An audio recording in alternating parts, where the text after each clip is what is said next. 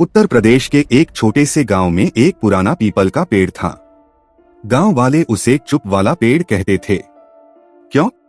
क्योंकि वहां कभी पक्षी नहीं बैठते थे। हवा चलती थी लेकिन उसकी पत्तियां नहीं हिलती थीं। और सबसे डरावनी बात, उस पेड़ के पास हमेशा ठंड रहती थी, चाहे जून की गर्मी ही क्यों ना हो। गांव के बुजुर्ग कहते थे, सूरज ढलने के बाद उस रास्ते से मत गुजरना, क्योंकि वहां रहती थी एक बूटनी। शुरुआत, गांव में नया लड़का आया, आरव।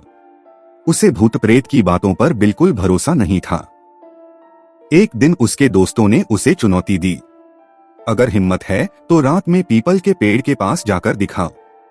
आरव हंस पड़ा, भूत प्रेत कुछ नहीं होते।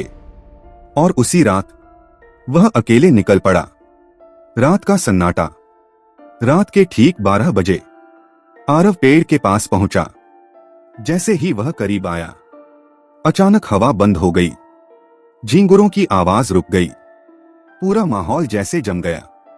उसने मोबाइल की टॉर्च ऑन की और तभी उसे पेड़ के पीछे किसी के रोने की आवाज सुनाई दी, धीमी, दर्द भरी, स एस एस एस एस।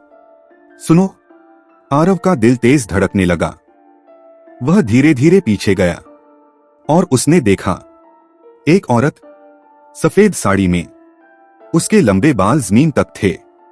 वह जमीन पर बैठी थी और रो रही थी। आरव ने हिम्मत करके पूछा, आप कौन हैं? औरत ने धीरे धीरे अपना चेहरा उठाया, लेकिन उसका चेहरा नहीं था, सिर्फ काले गड्ढे जैसे आंखों की जगह असली डर। अचानक वह औरत खड़ी हो गई। उसके पैर उल्टे थे और उसकी गर्दन धीरे धीरे 360 डिग्री घूम गई। अब वह आरव की तरफ देख रही थी और उसकी आवाज आई, तुमने मुझे देख लिया। आरव पीछे हटने लगा, लेकिन उसके पैर जैसे जमीन से चिपक गए। सच्चाई, बूटनी ने कहा, मैं कभी इंसान थी। सालों पहले उसी गांव में उसकी शादी हुई थी, लेकिन दहेज के लालच में उसे इसी पेड़ के नीचे जला दिया गया।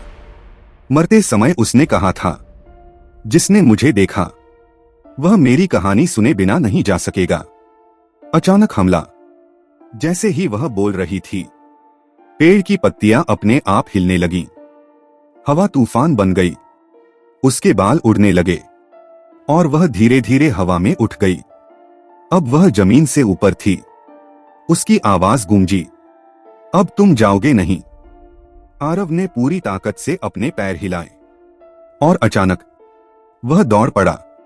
पीछे से हंसी गूंज रही थी, हा हा हा हा, तुम बच नहीं सकते। उसे महसूस हुआ कोई उसके पीछे उड़ रहा है। ठंडी सांस उसकी गर्दन को छू रही थी। आखिरी मोड़। जब वह घर पहुंचा तो सब सो रहे थे। वह सीधा अपने कमरे में गया, दरवाजा बंद किया और चैन की सांस ली। मैं बच गया।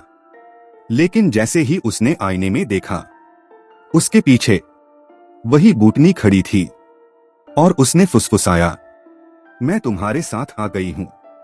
अगली सुबह जब गांव वाले आए तो आरव कमरे में अकेला बैठा था, चुप, बिल्कुल चुप। उसकी आंखें खुली थीं, लेकिन वह किसी को पहचान नहीं रहा था। वह बस एक ही बात दोहरा रहा था। वह रो रही थी, उसे न्याय चाहिए।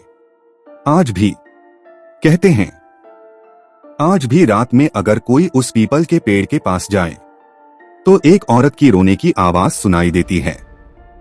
और कभी कभी कोई नया इंसान खामोश हो जाता है, क्योंकि बूटनी अभी भी अपनी कहानी सुनाने के लिए किसी का इंतजार कर रही है। ऐसी ही कहानियां सुनने के लिए हमारे चैनल को सब्सक्राइब करें और बेल आइकन दबाएं जल्दी से।